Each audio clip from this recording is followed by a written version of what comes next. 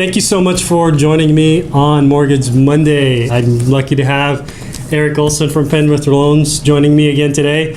On previous episodes, we've talked about renting versus buying, and maybe you've taken the next step and thought, hey, maybe I can buy a house. Well, again, thinking versus knowing for sure are two totally different things. But now that you've taken the next step, you're wondering, can I really afford to buy this? Eric, what does that mean as far as non-traditional financing? So what that means is the traditional thought of buying a home is that you need 20% down. Yeah. And with home values increasing so quickly, I mean, what's the median value home in Seattle? Median prices in Seattle are over $700,000 right now. So what does that mean for a down payment? I mean, that means it's going to be about $140,000 down, which is a lot of money and a lot of scratch tickets. Yeah.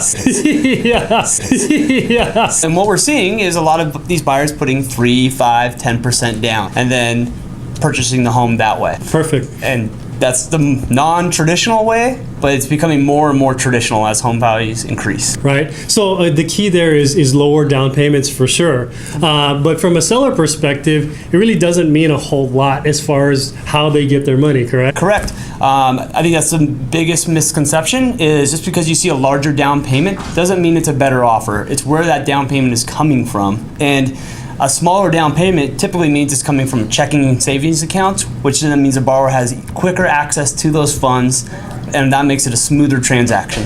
And once that seller has that confidence that financing is going to go through, especially with my great partner Eric and Penrith Loans, we have a higher probability of winning that multiple offer situation. The ending thought is this: you're a younger buyer and are worried about significant down payments. As Eric has said, there are non-traditional options out there. We're happy to help. Again, thank you for joining us on Mortgage Monday. Thanks again for joining me. Thank you. We'll see you again next week. Thank you so much.